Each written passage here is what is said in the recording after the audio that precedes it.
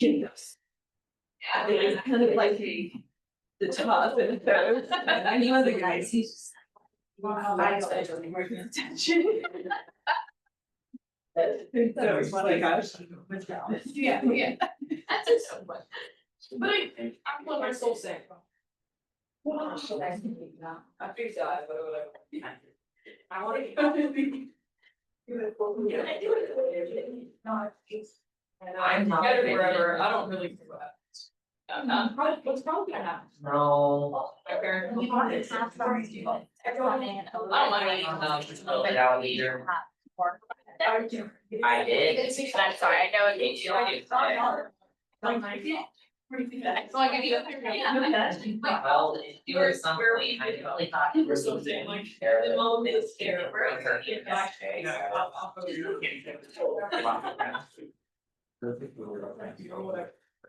Unless you read it. Yeah, we were at our.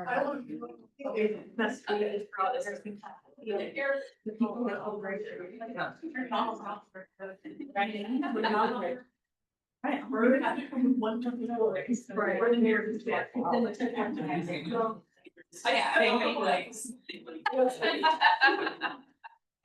want me to come? You're a little bit. No one of yours. All right, everybody, it is noon, so I am going to go ahead and get started. I'm going to introduce our guest first, and then just keep in mind that we will have some time for questions at the end. So I am pleased to introduce you to Dr. Brenda Mutchler, correct? Okay. A lecturer in the School of Nursing at the University of West Florida with over 25 years of clinical experience in oncology, hospice, and medical surgical care. Dr. Mutchler brings a deep passion for nursing and education. She has spent the past 9 years teaching in undergraduate and graduate nursing programs with a focus on palliative and end-of-life care. Her doctoral research explored the barriers to integrating this care into nursing education and how it impacts new graduates and patient outcomes. A cancer survivor and advocate for wellness, she also supports others through recovery as part of the Crew 309 program. Now a Florida Panhandle resident, she enjoys the outdoors with her husband and daughter. So let's give a warm welcome to Dr. Brenda Mutchler. Well, thank you so much. Welcome to my presentation, Holding a Hand, Easing the Journey, Nursing Care at the End of Life. And so I kind of gave you some papers. One is just like a questionnaire for yourself. You want just to look at that. I think it's a good place to start. It's just evaluating, frankly, where you're at in that dying process. Not you, sorry, but your feelings, how you relate to it, what is your prior experience, because it makes a huge difference. And so if you're not able to want to fill that now, just sometime just look at that. And then I'm gonna have a little activity with the papers. So that's why I'm having you all tear it into little pieces. So oh,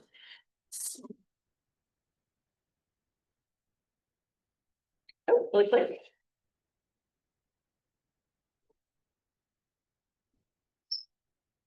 Do this in. No. Does it have to be up here? I think.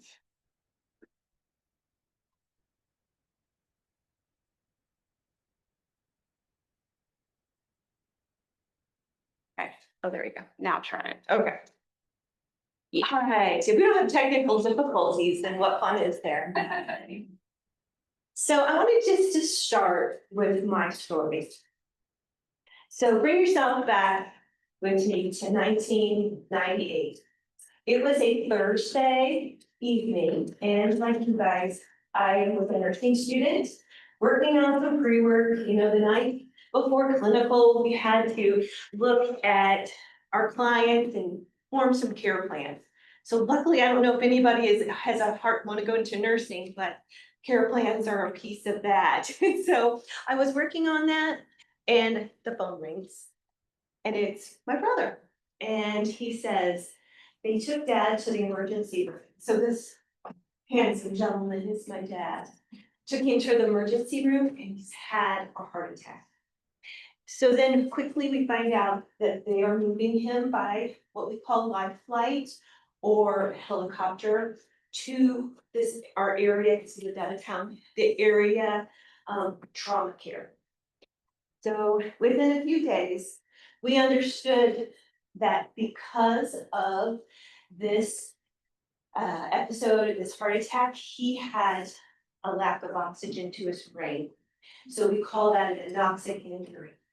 So he was on a ventilator in the ICU, and they told us in about a week, that around the week mark, that basically he did not have much brain activity and he was dependent on the ventilator. So the chaplain called us in and said, we would suggest taking him off the ventilator. He is not able to sustain breathing on his own, but I really think, it would be best to let him go. So it was my brother, 25, me, 23, and my younger sister, who were sitting at the table with him, with the chaplain. And so we had to make this decision. So we decided, yeah, it'd be for the best. So I was the only one that wanted to be at his bedside. Everybody else just didn't want to do it. So I was standing with him. The nurse took out the tube and stopped the ventilator. She left. I was there all alone. And so he started to breathe really hard, and it seemed like he was short of breath.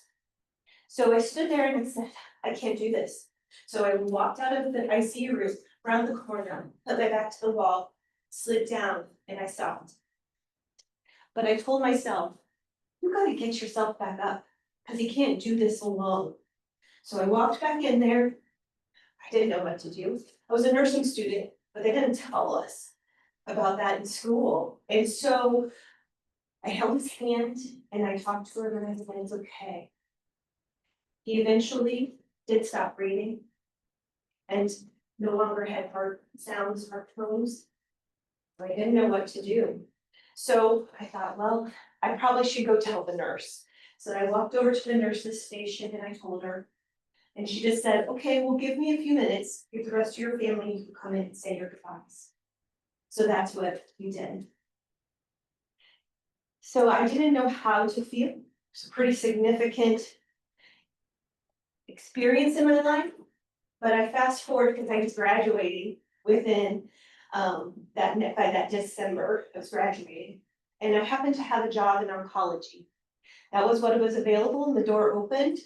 And that is where I learned how to be that person that could walk in and be with that client, their family members, and show them my expertise on what caring looks like at the end of life.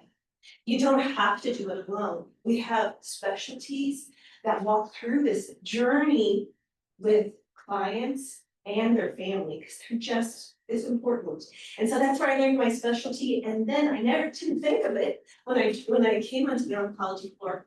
I was able to use my experience with this handsome gentleman to be a catalyst for care.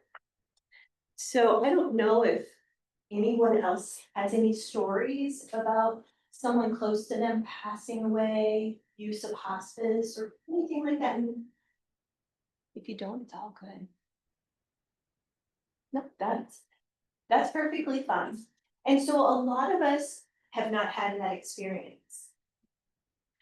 So what I wanted to talk about today is a little bit about palliative and hospice or end of life care. I wanted to say, is there a difference between the two? Some of the myths about end of life, and maybe what you're feeling right now.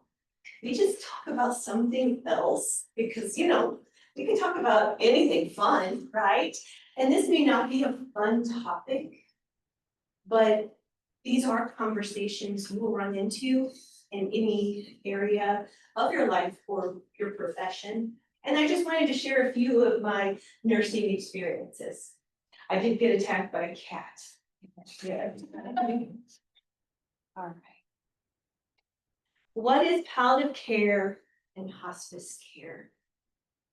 So just to kind of talk about, I just wanted to provide that, definition of what this is. And palliative care focuses on expert assessments, management of pain, and other symptoms, providing assessment support, and it does involve that holistic person. Where hospice, specialized care at the end of life, and those who've chosen to stop treatment, and it encompasses the holistic person. So don't worry, I'm gonna get into these a little bit closer. So when I asked about, oh, are they the same, are they different? They have a few similarities. And so you can see experts in their field, specialized care is the very first one. Individuals that have gone into this area have a heart for patients in this journey. And they have worked diligently to look at the evidence-based practice. They have had experiences, and so they are experts in their field. They both involve symptom management, but they do it in just a little bit different way. Interdisciplinary collaborative care, they both do this. And you may not know, but there's a provider that works in each.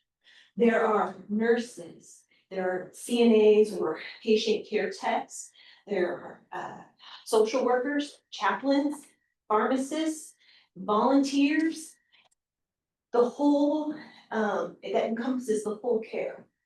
Palliative care, though, can dabble into some other specialties. They may lean on respiratory care or neurology just to kind of get insight. And they both can be any age, from your little bitties to those that have had wisdom 104. But then we get into our differences. Palliative care happens possibly at any stage of the illness, and we'll talk about that in a second. The big difference is that for palliative care, there's a diagnosis of a serious illness. And so then it happens, you get this diagnosis, and palliative care comes in, can come in and walk concurrently with your diagnosis. So it doesn't mean that it changes anything, it's just walking with it.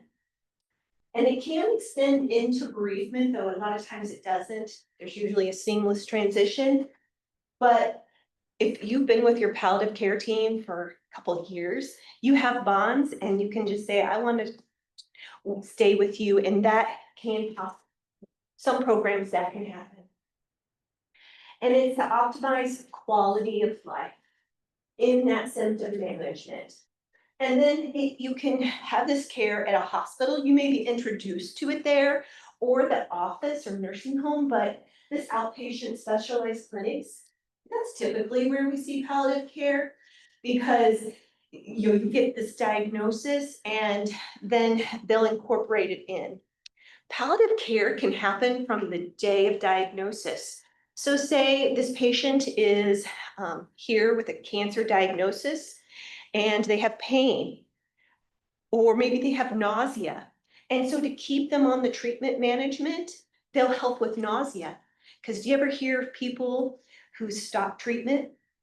And it's usually because of symptoms. So if we can help them with their symptoms, they can stay on target and get the treatment that the protocol say is the best thing. So then you look at hospice, and there is a decision that's made. So either the physician says, there's really nothing else we can do at this time, or that patient has made that decision. I'm done. I have fought, I'm tired, I don't want to do this anymore. And so they have made that conscious decision, or that physician leads them that way. And there's a prognosis of 6 months. So typically, if things would take their natural course, 6 months is about that time frame. Does that mean if someone continues, it's not 6 months that we're kicking you out? No. You can be recertified and examined that you still have those symptoms. So we call it sometimes graduating. We've had patients who, because they were in their PJs in their home, their kitty is with them, they are comfortable, everything just calms down. And the spiraling out of control just eases. And so they're able to have better quality of life, and things, don't last that long. There is an estimate that people who are on palliative or on hospice care live 29 days longer than those that don't. And it's not those that, because sometimes with hospice, people come the day of. I've had people enter the day they passed away or the day before, but it's typically if you have any substance of time, they have found that on average, it does increase the days of quality. Patients, care happens in really anywhere. It's not tied to anywhere specific. It could be at home, it could be a hospice center, it could be a hospital.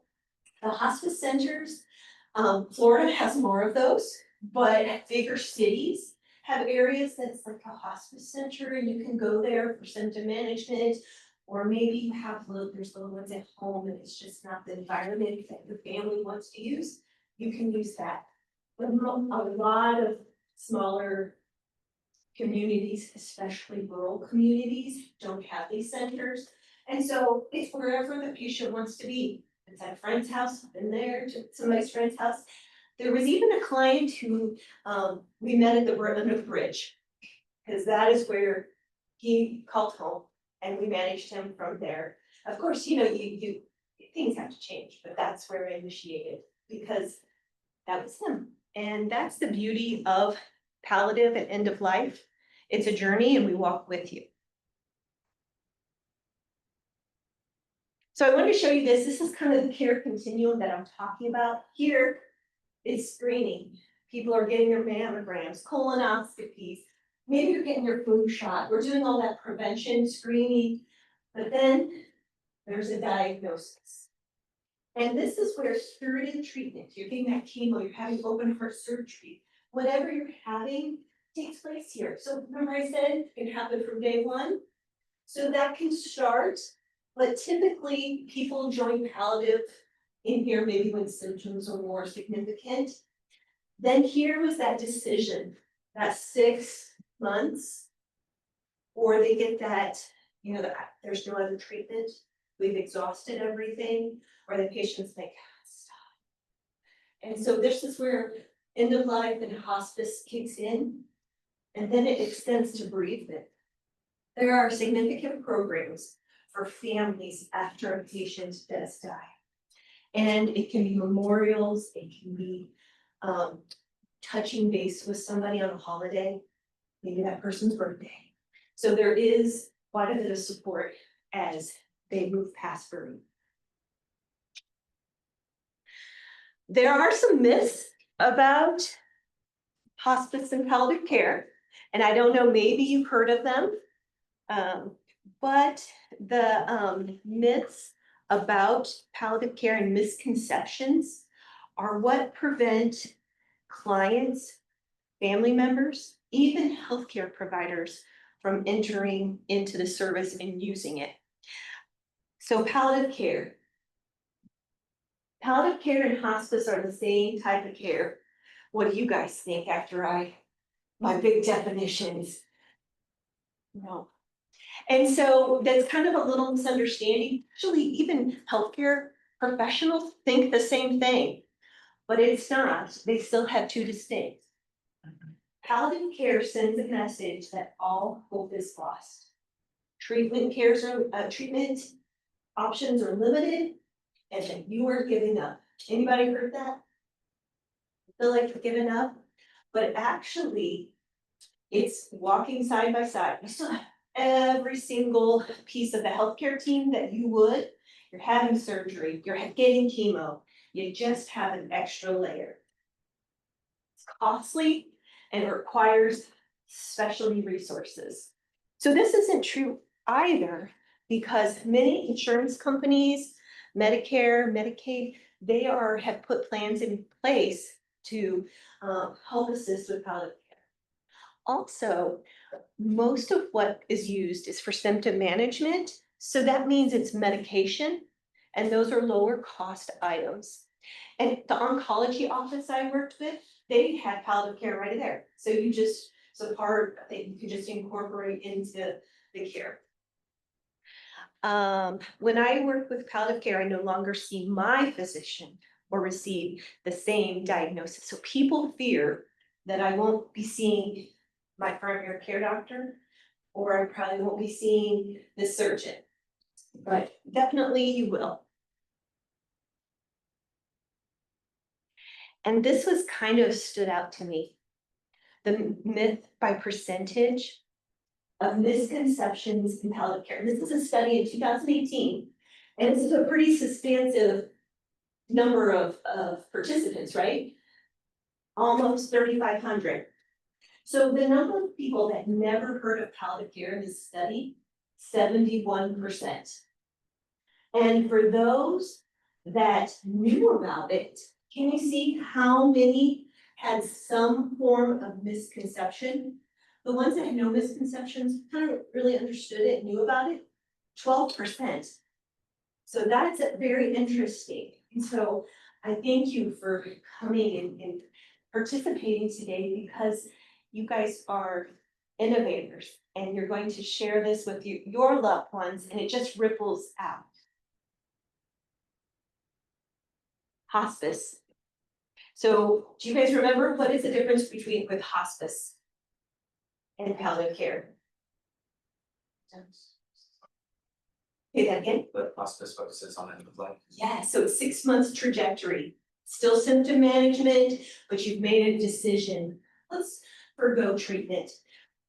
Most people think it's cancer patients, but that used to be true because, you know, that was kind of more of the providers that used it.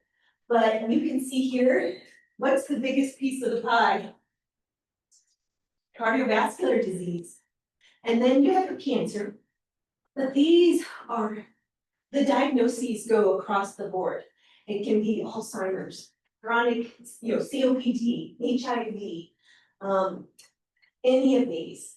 And so Parkinson's. So it doesn't really matter.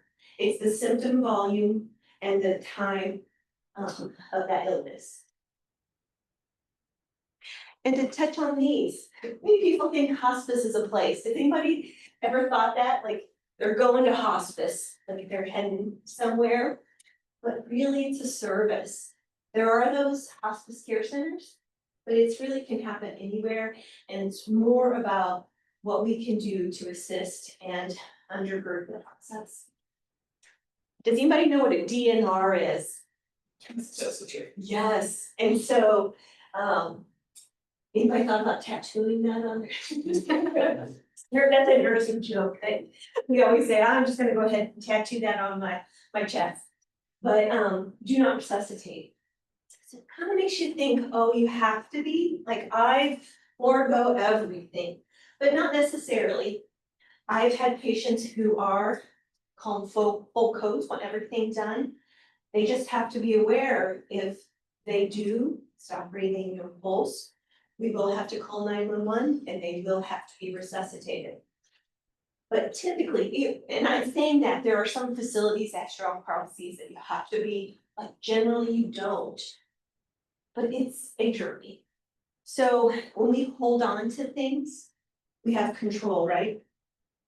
When we hold on to a DNR, that's control for us. And so we just help them let go. We don't pry their fingers off. We just let people decide for themselves, and people are usually ready. Who do you think really typically drives the DNR? Families or patients? Which is patients you're saying? A lot of times it's the family. People are ready themselves, but they don't want to make upset their family. Their family is, you're not fighting, come on. And so it's some of it is letting the family accept. And that's why we need it at that time. When it's a day in hospice, it's usually a crisis.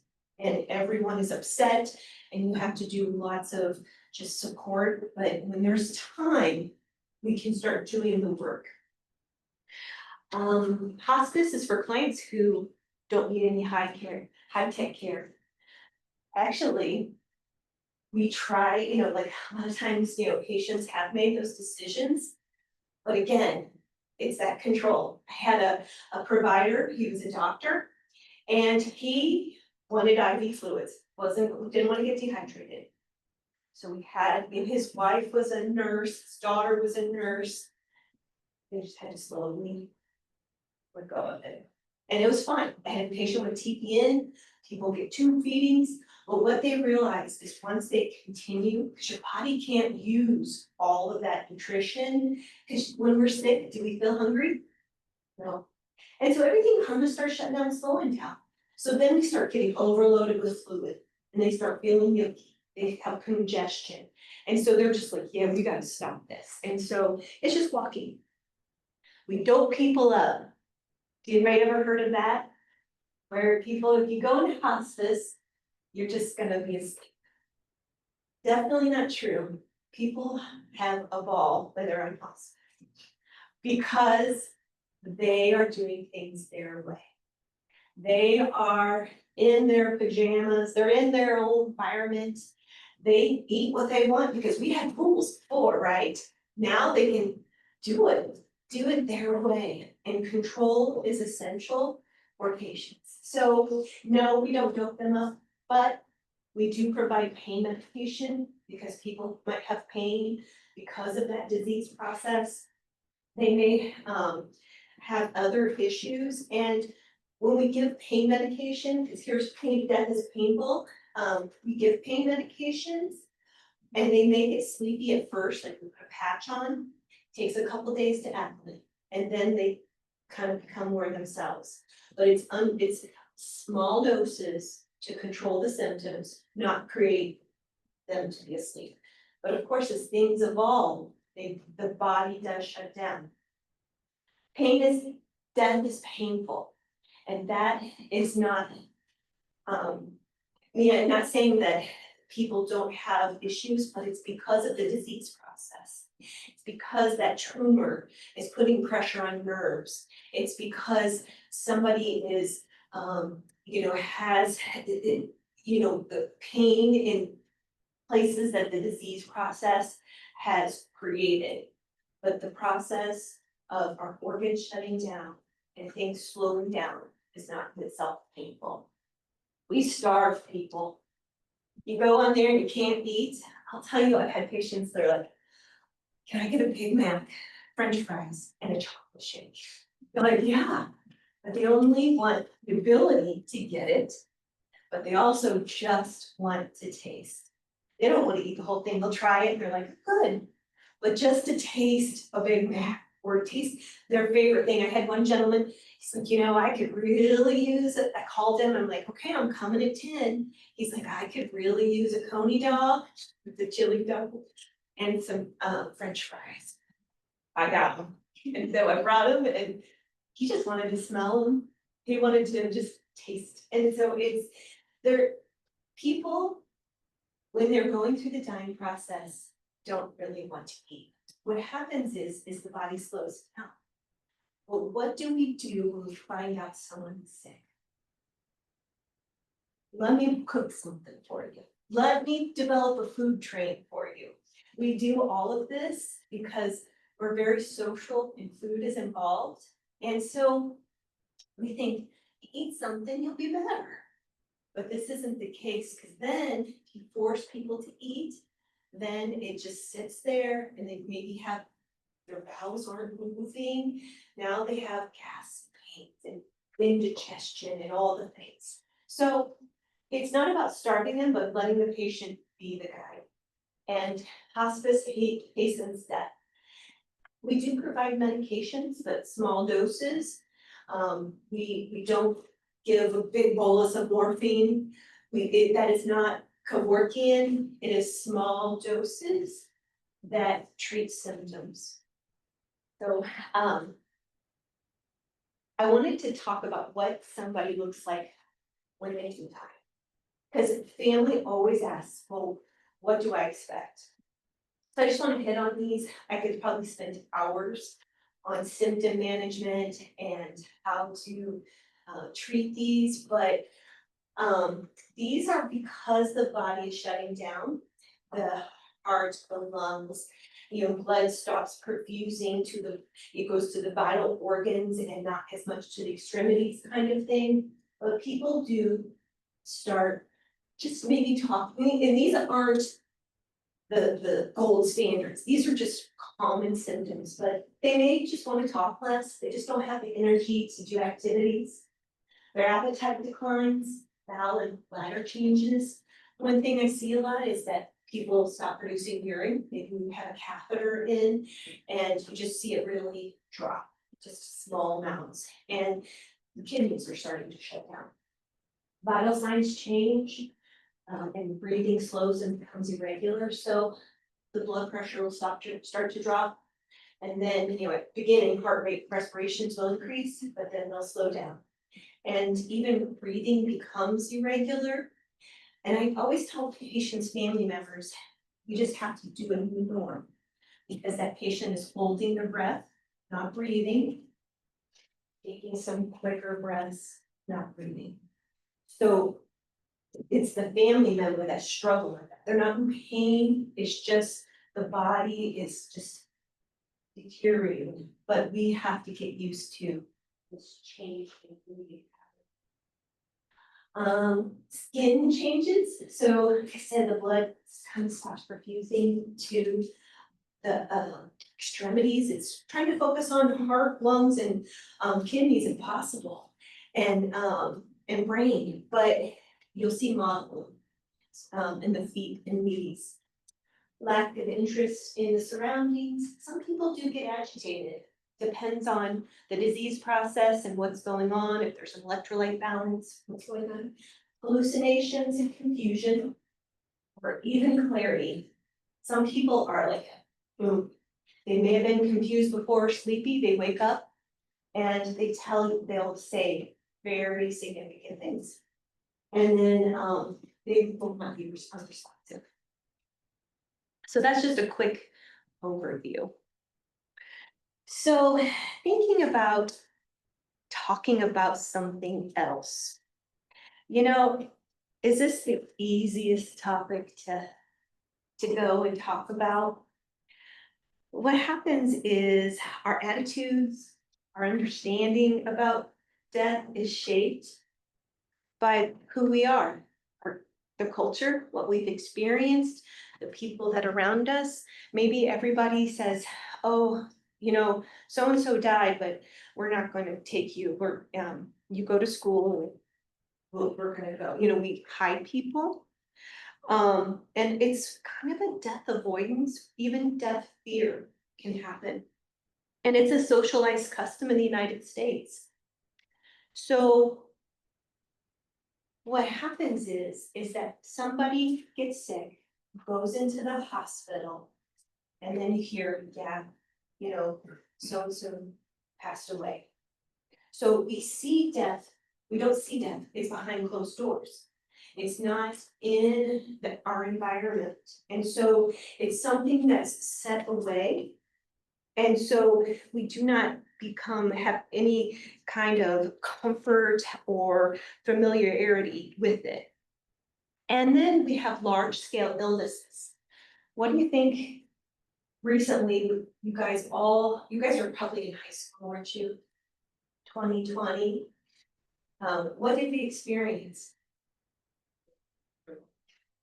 And were there an increased number of people that were so ill, but it was behind closed doors? But then we have tragedies like 9/11, mass shootings. Does this create some fear in dying? It does. So socially, that's a big influence on us. And so I wanted to just talk a little bit more about the general public, because we do have this, and our conscience, it's kind of really about what we're used to. But then I also want to talk about nursing and healthcare professionals. I did my doctorate research on nurses, nursing students, and death avoidance. And it's very much prevalent because it does shape how we care for our clients. And when somebody, a nurse, has uncomfortability with death, they shy away from those patients. They don't go in the room as often. They might not think creative about what to do. I've seen so many nurses say, oh, they're just in the dying process, so nobody go in there, we don't need to do vitals. They just want to be left alone, which is so untrue. So there is a huge to counterbalance that too in the healthcare side. But I do want to say is quite simply death is unavoidable and an inevitable feature of human existence. We are locked into the inescapable sequence of birth, life, death. Our cells wear out, our organs shut down, and the body ceases to function. So it is a part of life. It is part of the journey that we all will walk. But it's also thinking about what our own experiences are and what has shaped our thoughts. And so by coming here, you have broke down a few of those walls that may have halted or make you want to avoid that. Does it, is it just something that's like you all want to be working the morgue now? No, right? But yeah, it helps. Exposure helps. And this is a really good book. It's a graphic novel. And it is called Can We Talk About Something More Pleasant? And it's a quick read. And she talks about the journey with her parents. And so it just kind of is funny, but yet pertinent to like, okay, we all walk through this and deal with it. And so just more exposure for you if you ever have a free moment. So I do have an activity for you. So if you have that piece of paper, did you tear it into 12 pieces?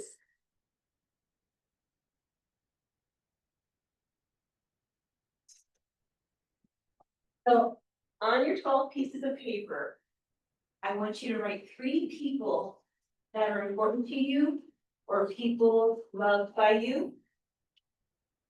Someone you go to for support.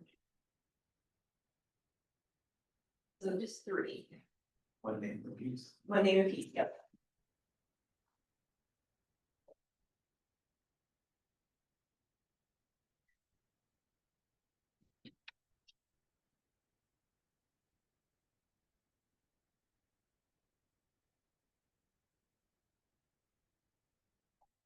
And then on 3 more pieces.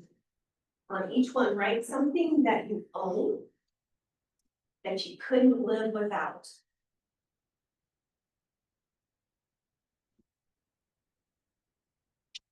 Could it be your puppy? Could it be my daughter? It's her makeup. Or me, I'm sorry, your cell phone, and then.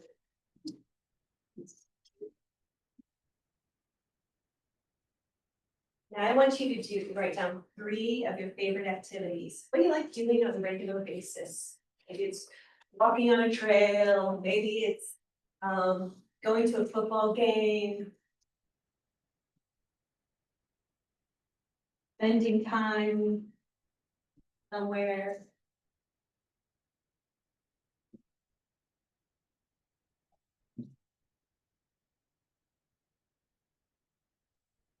And then I want you to, on the last 3, things about you, your personal attributes that make you proud of who you are. Maybe you're kind, maybe you're compassionate, you love people faithfully, that you don't take no for an answer, hardworking.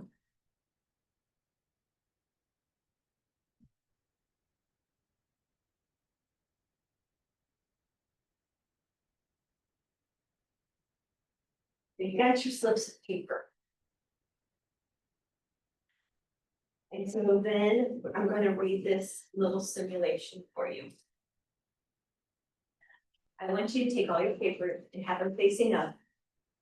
Read each little paper in front of you to yourself. This is who you are.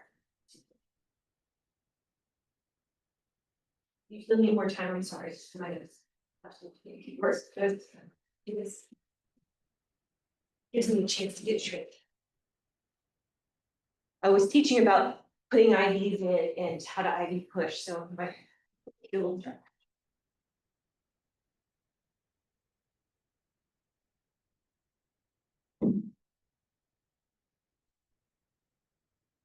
All right, so set them out in front of you and look at them and read each one.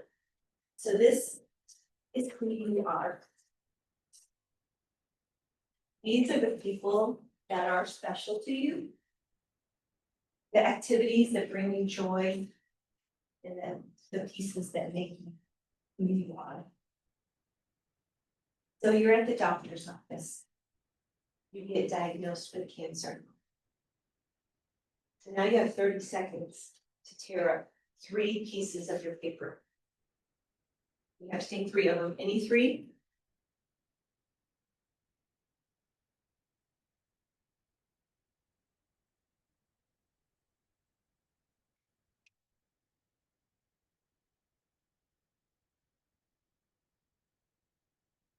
You go home. The shock, the numbness fills your body. Read the slips of paper in front of you. Who is there? Think of those people. Are they holding your hand? What are they saying to you? What do you want them to say?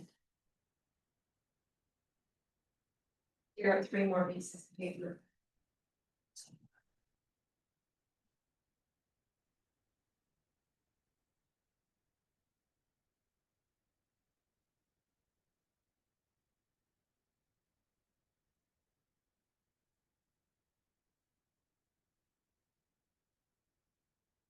Within 2 months, the symptoms have worsened. Everything feels heavy and takes a lot more effort to do. So many pills to swallow. Where are you? Who is there? You look at your papers and what are they? Are they holding your hand? What are they saying? What do you want them to say? Take 2 more pieces of paper here.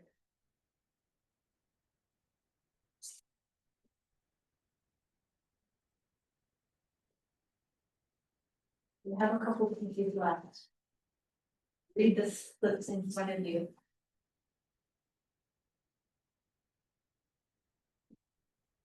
It's now 4 months since the diagnosis.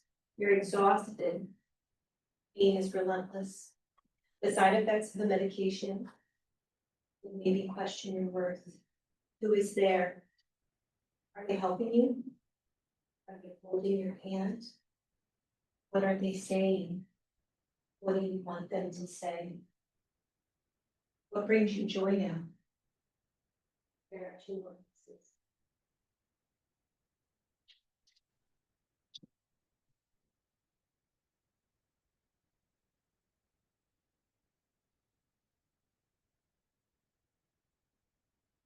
With 5 months since the doctor's appointment, breathing has become more difficult, takes a little more effort. But you must breathe, to pull in and push out that breath. The smallest daily activities take your energy. Who is there? Where are you? What are you saying? What do you want them to say? Turn over your pieces of paper.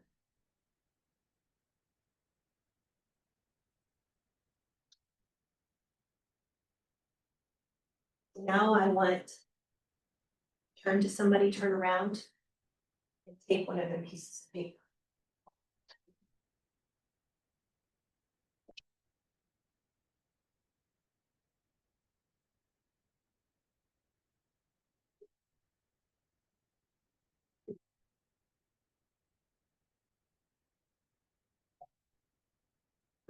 to turn over your piece of paper.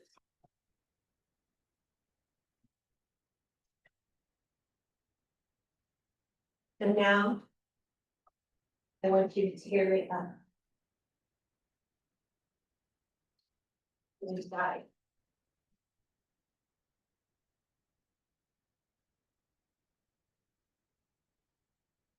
Now, I want you to put the person next to you,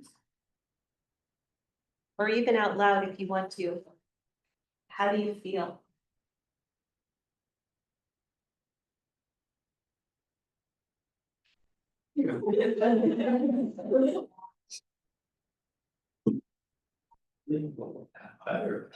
Yeah. What did you rip up first? Tell that person what they read, what you ripped up first. There's extra years. I ripped up First, because Yeah. Cause Oh, so something that she wants. It's, I ripped it more like. What did you have as your last piece of my paper? pennies in my paper.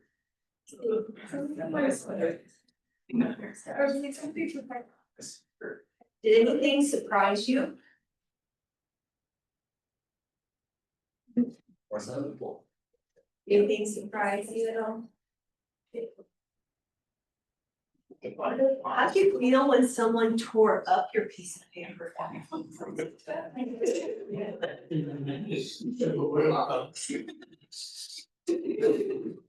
Does anybody wonder why they have the, or know why you have the feelings that you do?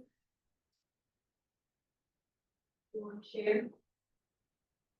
From prior experiences? Or just seeing things lay down a little bit in front of you? And in some way, it shows the beauty of your character, who you are, and the difference that you make in this world. But it also allows you to see other people and the process they walk through.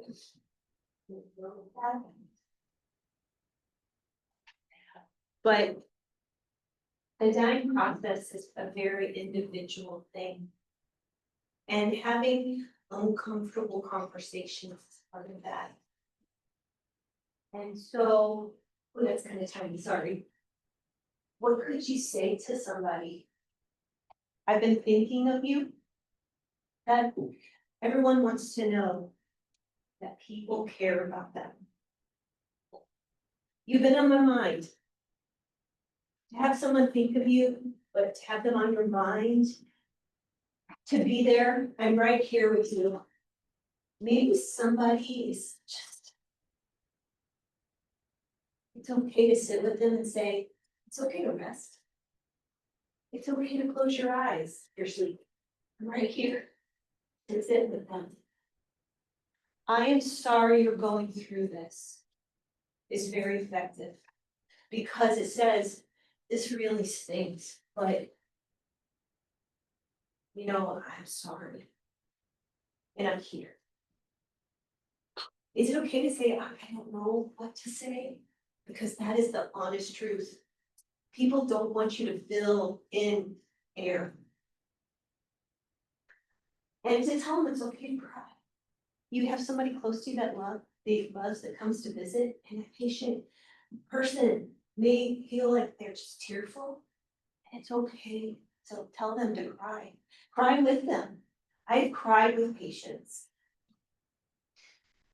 I'm here for you. How are you today? Tell me about how you're feeling.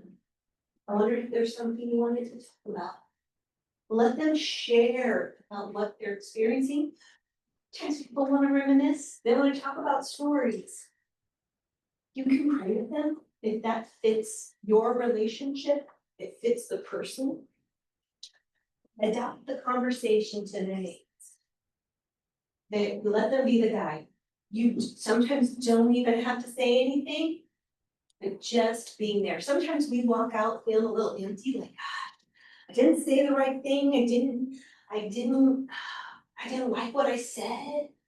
But it's okay because what is this word right here? You were there.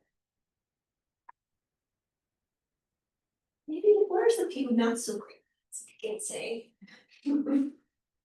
I know how you're feeling. Even if you've had something similar, or somebody close to you has had, is that still, you know how they're feeling? Because everybody's different. Things will get better. Keep your hopes up. That's just placating somebody. They're like, yeah, they don't even care. You're going to a better place. Everything happens for a reason. How does that feel? Everything will be okay. Live for today, God's will. He doesn't give us more than we can handle. Those all are hard for people to hear, even though you feel like they're positive, like, you know, you got this.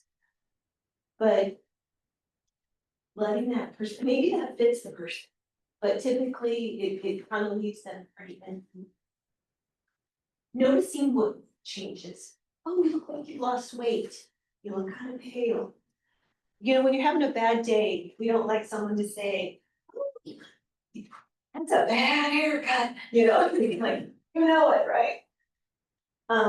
So avoid assumptions about feelings, be cautious with compliments, sensitive to religious beliefs, and it's okay to sit in silence. I have a lot of people saying, I don't know what to say to my loved one who's dying, or what to say to another family member. But if family members say, I love you, that is the medicine to the soul. I always love you. I'm here for you no matter what. You're not alone. We're in this together. I'm just a phone call away. You mean the world to me. Take all the time you need. I'm thinking of you every day. And Nina, if you want to talk, I'm yours. Make time. It is something you will never regret.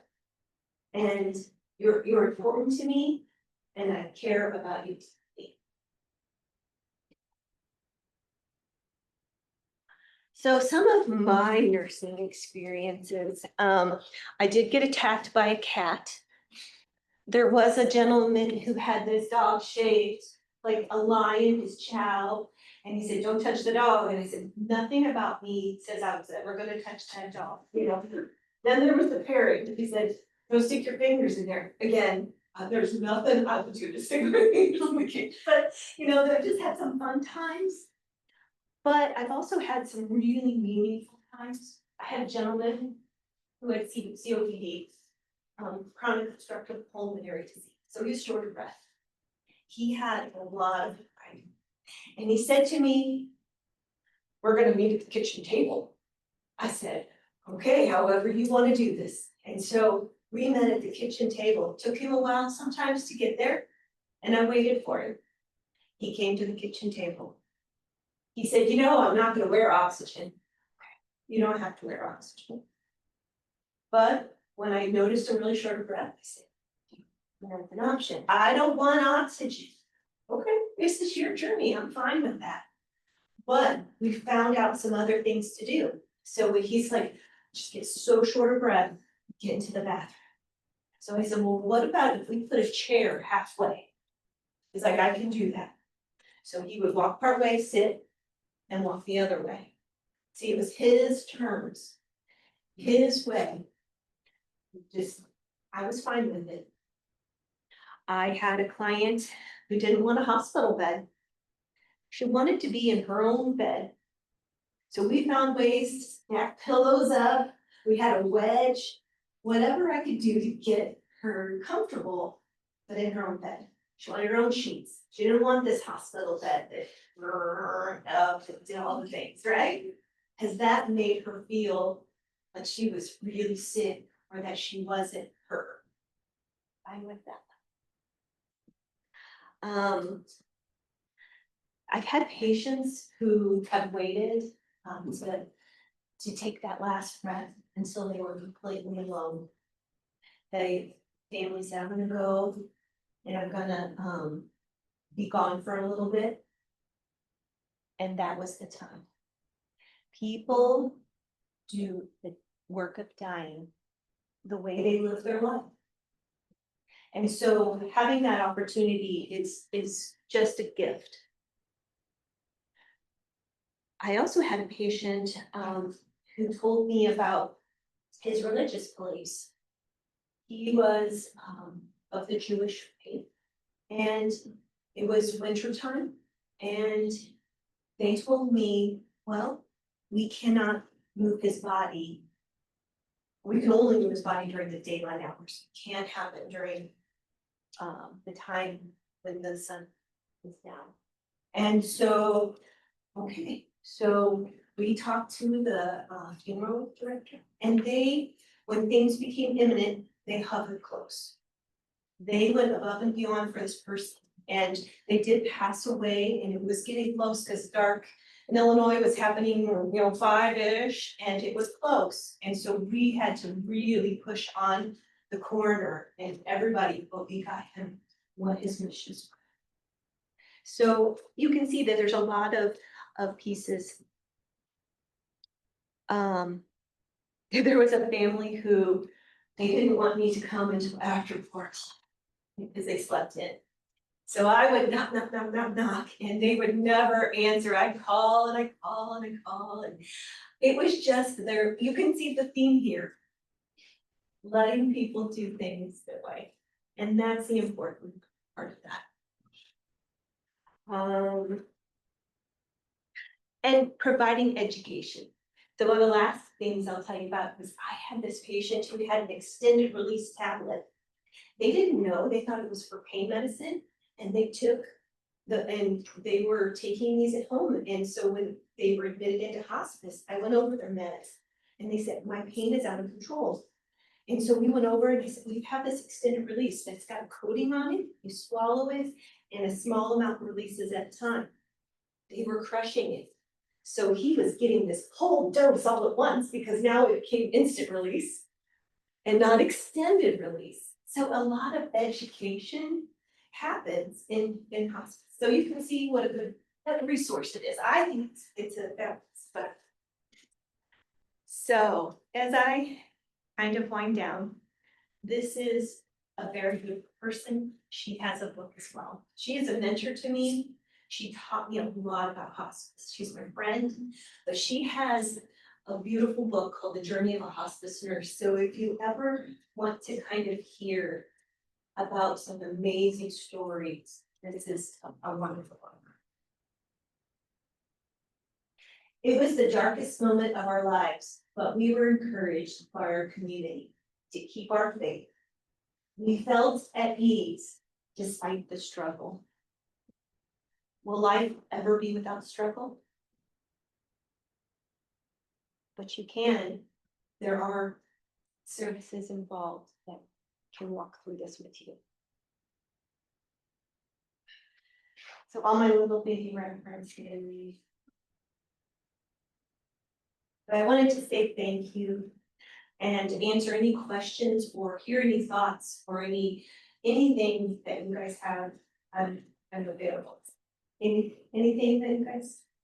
Before we get to questions, can we give another round of applause?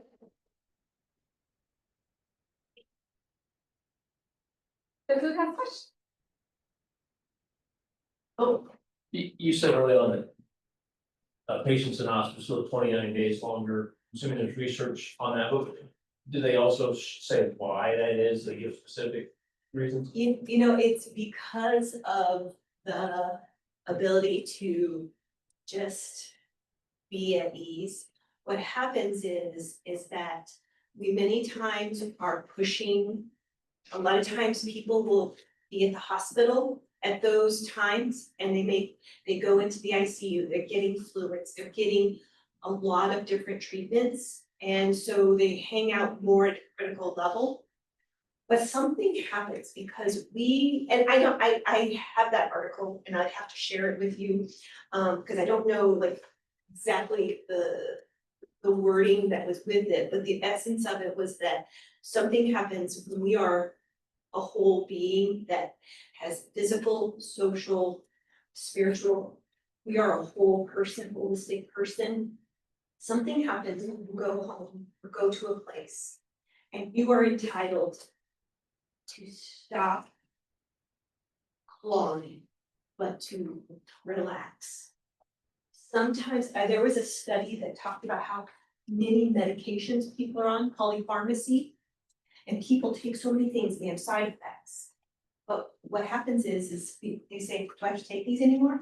No, you don't have to take any of these, and you can take your blood pressure meds, they don't want to take any of it. What happens is they get rid of the polypharmacy, all the side effects, and they just kind of even out. And there's a greater quality of life. So I think a lot of it has to do with that, but scientifically, I don't know like their exact the exact data on that, but it This is more on the personal side, but I wanted to know, what experience you might have had that really made you feel like a full circle, that made you feel like this. yeah, so as an oncology nurse, at first I was like, oh, I've gotta give chemo, I've gotta do central lines. But then I found these patients that started talking to them, and my old experience with my handsome dad came kind of back, and it was like, oh, so I can help this person, I can talk to them. I actually had my pastor who was, he had lymphoma. And so I said, you may want to try hospice, since we came in and we did take care of him as a unit, but treating his symptoms. And so kind of to bring me full circle, I felt like I could do something and I couldn't do anything back here. So that's probably a driving force that, okay, you're really short of breath. Sometimes medications like morphine are for pain. They also drive your breathing down. So you have to be careful giving them. You have to watch their respirations. And it's also a benefit because it can make, when someone's breathing 40 minutes, like, you can give a little morphine and it just slows, kind of knocks that ear hunger down. So somebody is more comfortable and they're not working as hard and you can rest. It's just like finding out the puzzle pieces to make someone's life better is kind of like, I feel like, ooh, I want to figure this out,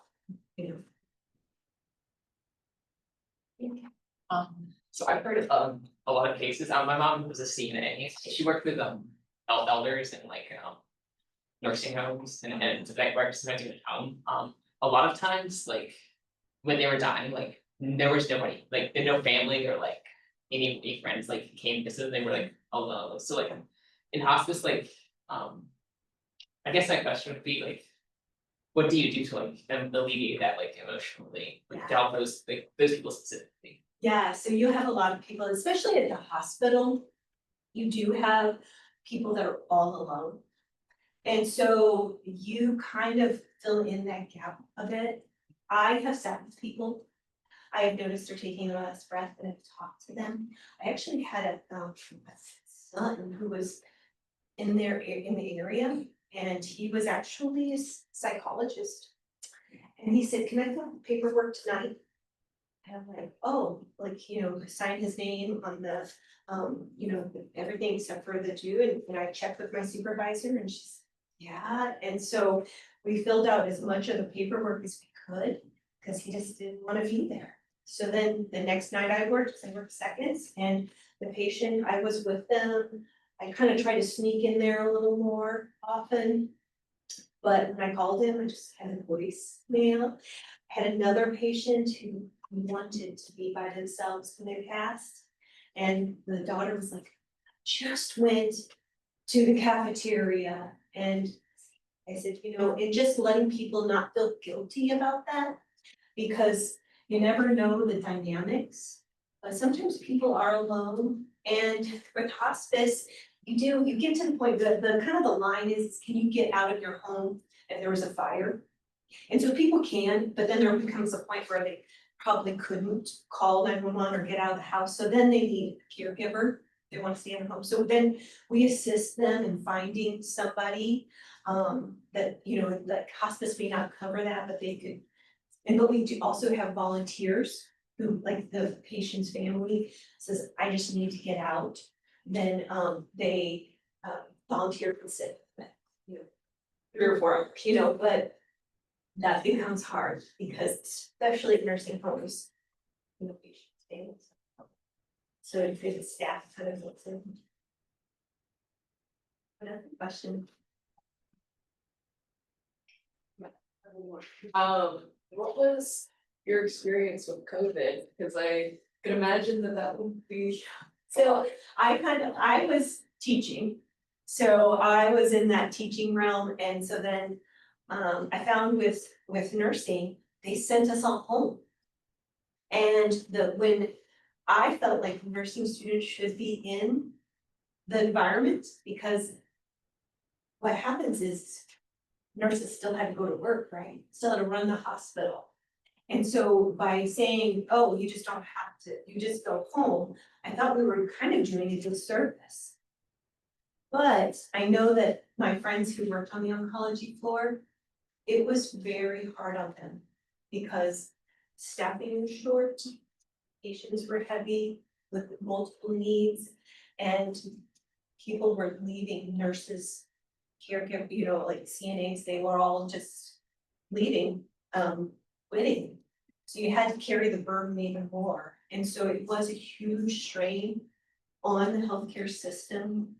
I think we're still, that's kind of why the traveling nursing has become a thing. But it was hard and people couldn't come in to the hospital. And I kind of had a first hand look at that. I was diagnosed with breast cancer in 2015. And then I had a recurrence in 2020. And so I had to navigate the healthcare system through COVID, getting radiation, getting treatment, getting surgery again. And so it was a very eye-opening experience. So I kind of see. Lexi, were there any online? No.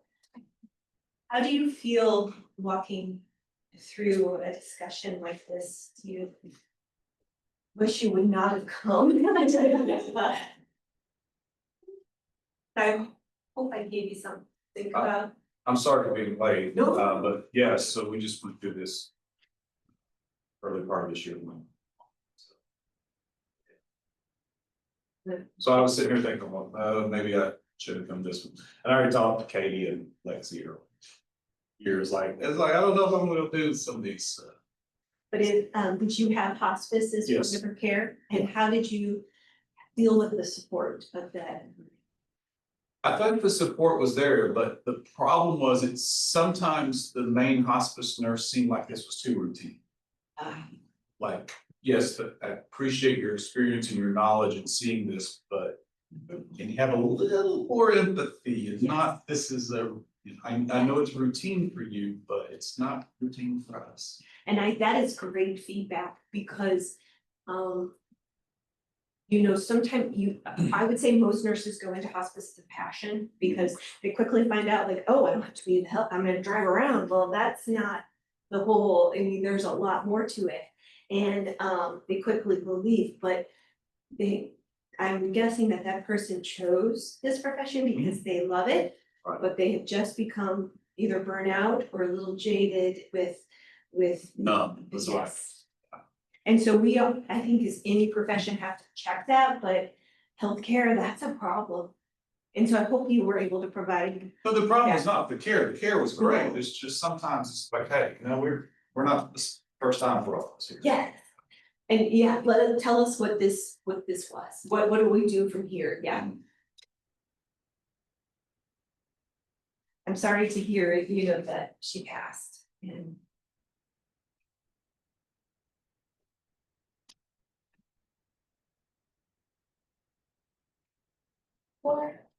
Thank you so much. This was a hard topic, but wonderfully done. So we appreciate your time very much. Thank you so much.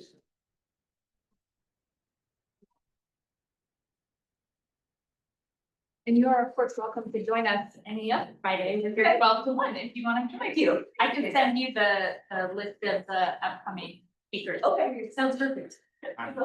Just Brenda Mutchler. Well, I mean, I've talked to him a couple times, but I was new last year.